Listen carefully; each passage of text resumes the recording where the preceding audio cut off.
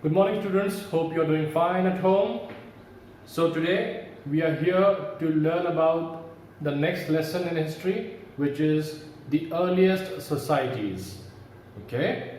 So to start with, we will understand how the early age man built up societies, tried to live in groups, what all activities he did, etc. Okay.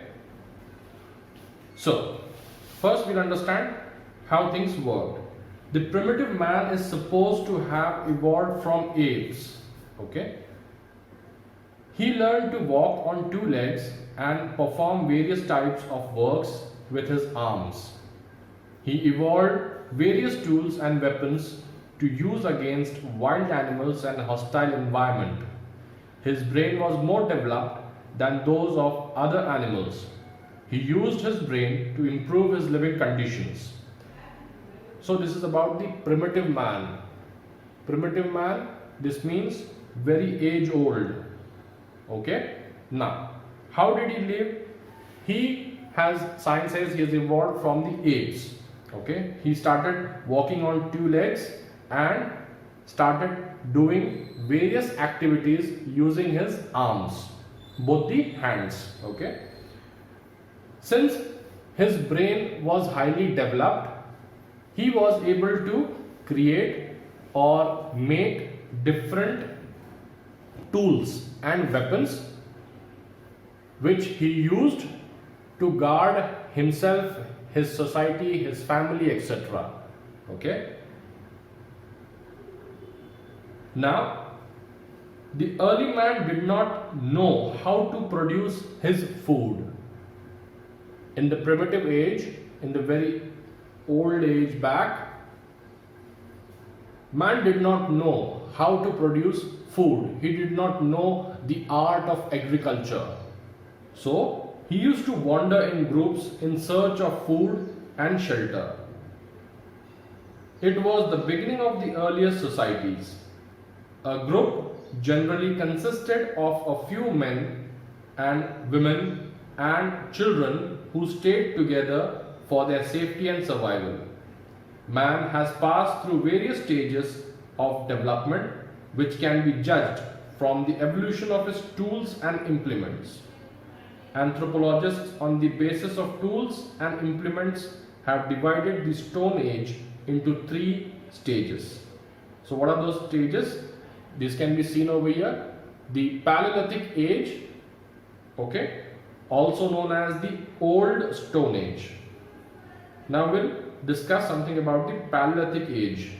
So to understand, the word Paleolithic means old, very old, the earliest Stone Age, where man lived by hunting and gathering food. Okay. The Paleolithic or the Stone Age began around 50,000 BC and continued up to 10,000 BC.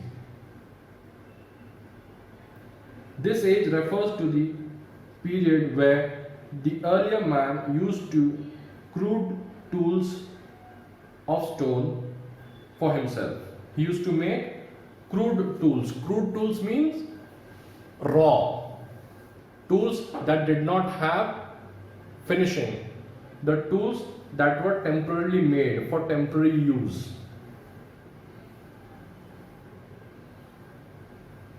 In India, stone tools of the Paleolithic age have been discovered at these main sites.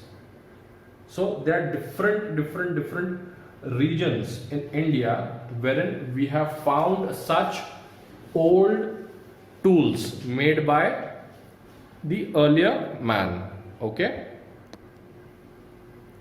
So you can see the names of the different sites wherein we found different Stone Age tools.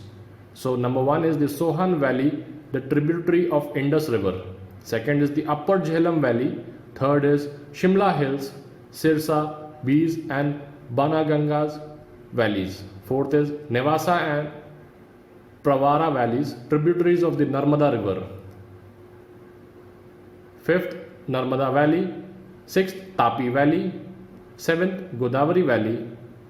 Third, Malaprabha and Ghatprabha valleys. These are the tributaries of the river Krishna. 9th, Chambal Valley. 10th, Belan Valley. 11th, Tinnevelly and other places in Tamil Nadu.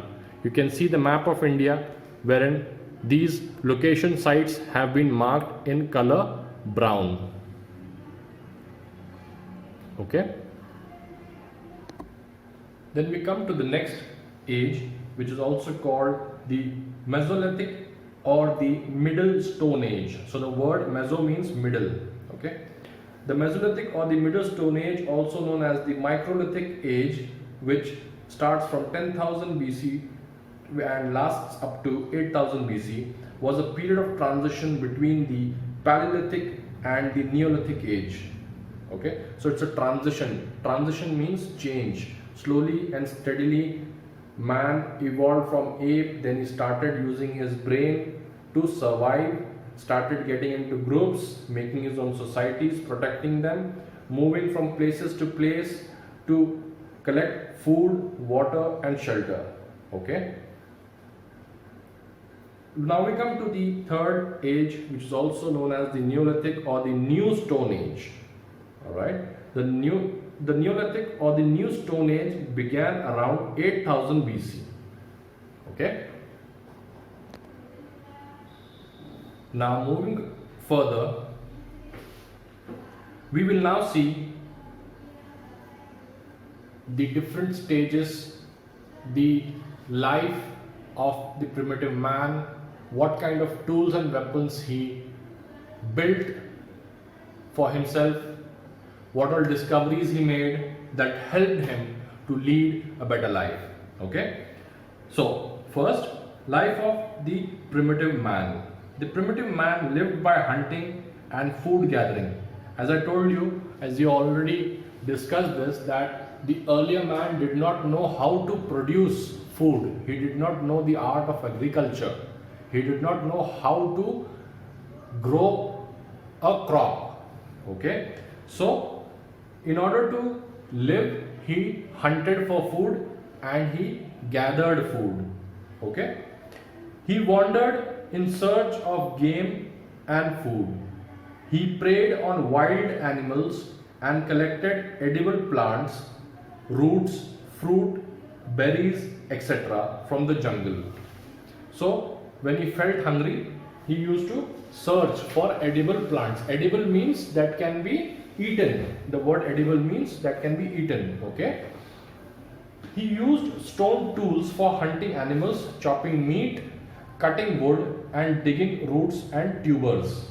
So he made some tools such as a spear or an axe made out of stone to hunt animals and chop meat, cut the wood and dig into the ground. Okay. The primitive man consumed raw flesh of animal. The primitive man did not know how to cook. So he ate raw meat. For example, he used to catch a live fish. He used to kill the fish with a stone and then eat it without cooking it. Okay. He supplemented his food from the forest products. This means he ate fruits, different kind of roots or berries from the jungle. He also caught fish from streams. Thus, he was totally dependent on nature for his survival. To protect himself from rain and cold, man wore skin of animals and bark of trees. To protect himself from the vagaries of weather and wild animals, he took shelter in caves or on thick trees. As you can clearly see in the picture, man is having some grapes from the tree. Okay, he is killing a fish or a deer and he is having raw meat.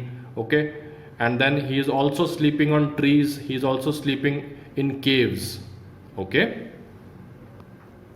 Now we come to the next point, which is tools and weapons. Tools and weapons made by the early man. Okay. In the picture from the textbook, you can quickly see how the tools were made from stones by the earlier man.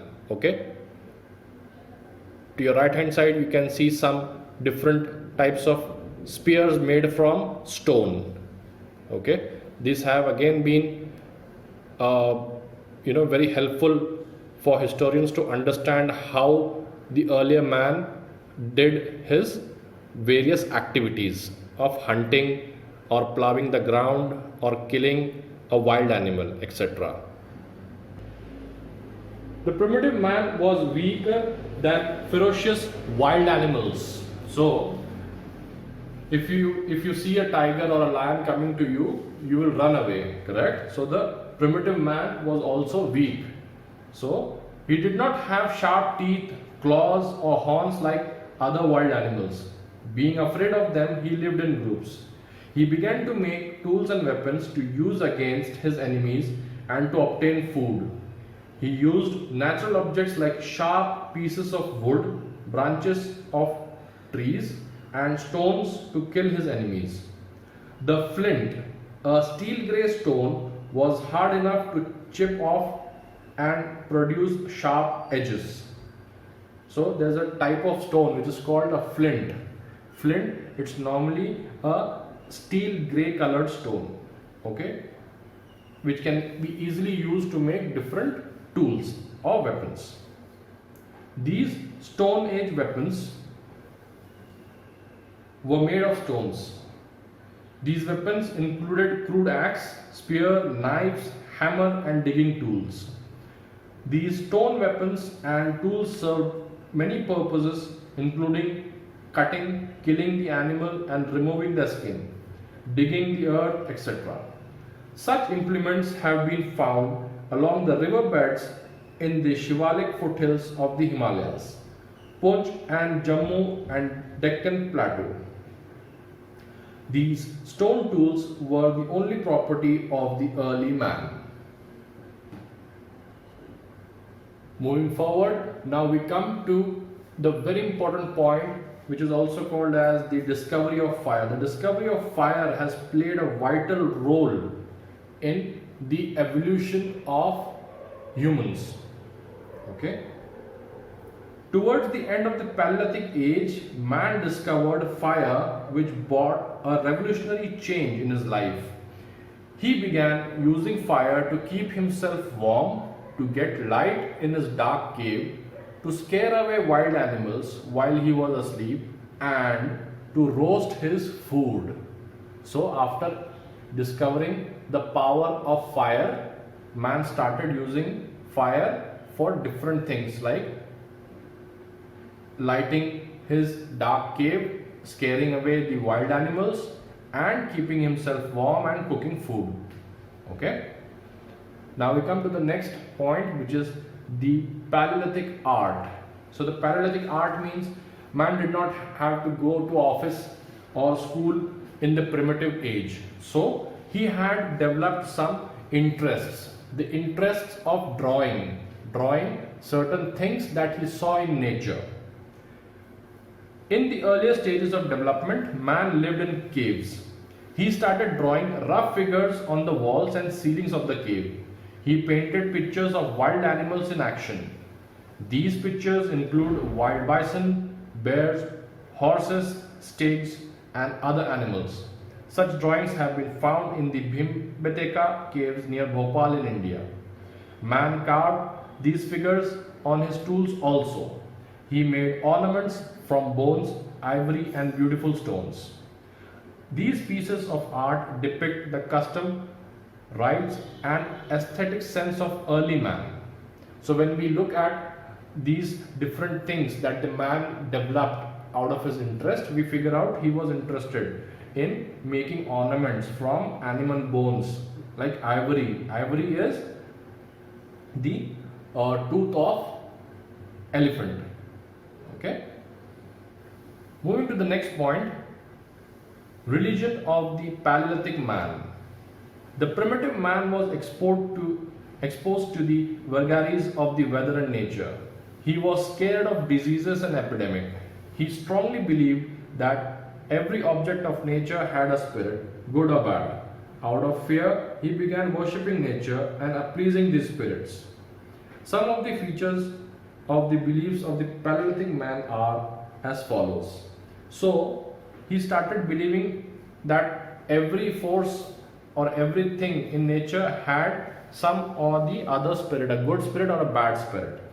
He worshipped his ancestors after their death. So, if his ancestors were dead, he started worshipping them. He buried the dead along with his tools and eatables, for he believed that the dead soul would need those articles in the next world. He was afraid of lightning and thunder and believed that these phenomena were the expressions of a divine anger. He believed in magical powers. So you can see the earlier primitive man was also afraid of nature. So whenever it is about to rain, you can see dark clouds in the sky, and when it's about to rain, there is huge sound of thunder followed by lightning. Okay. Now we have a case study called the Deccan. As earlier said, Paleolithic sites have been discovered at many places in northern India as well as the southern India. In fact, the Deccan, being the oldest geological formation in India, contains the earliest races of mankind which are believed to have migrated from Africa long ago. There are reasons to believe that the earlier man in India originated in South India, for the Peninsular Plateau enjoyed favorable climatic conditions at that time and offered congenial living conditions as well as food. The sites belonging to the earlier Stone Age in the Deccan include Narsinghpur in the Narmada Valley in central India, Nevasa in the banks of the river Pravara, a tributary of Godavari River in Maharashtra, Giddalur and Karimpudi in Andhra Pradesh, Jalalahi situated on the banks of river Kaveri in Karnataka, and several places like Vadamadurai, Atiram Pakkam, Manajan Karan, etc. near Madras. All these places abound in different kinds of stone tools, include crude hand axes, cleavers, scalpels, choppers, point, burren, borer, flakes, blades, etc. Nevasa is a typical site in the Middle Paleolithic Age.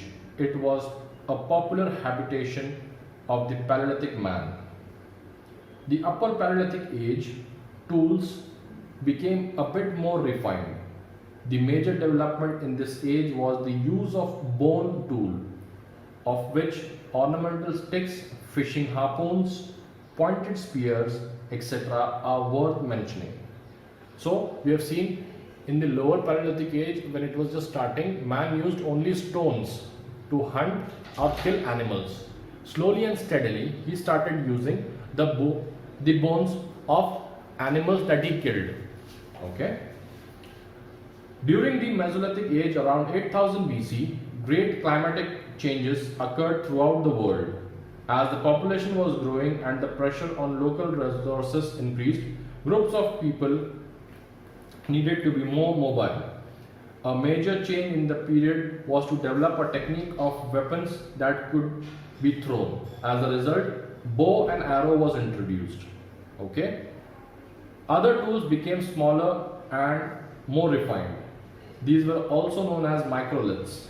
Azamgarh, situated on the banks of Narmada River in Madhya Pradesh, contains several rock shelters where such microliths have been discovered. Cave paintings was also associated with the Mesolithic culture. Rock shelters and caves have been found in Vindhyachal. These caves abound in paintings wherein scenes of hunting, dancing and activities of war, etc. are depicted on the walls. So we need to understand the earlier societies. When the population started growing, man started living in bigger groups. So when he started living in bigger groups, he needed more weapons to protect himself, more tools, so that he could do many activities. Slowly and steadily he started developing a lot of tools. So the most important tool was the introduction of a bow and arrow. Bow and arrow was an important introduction wherein man did not have to run after his target. He used to stand at a place and throw the arrow using his bow. I hope you all understood this lesson. Thank you.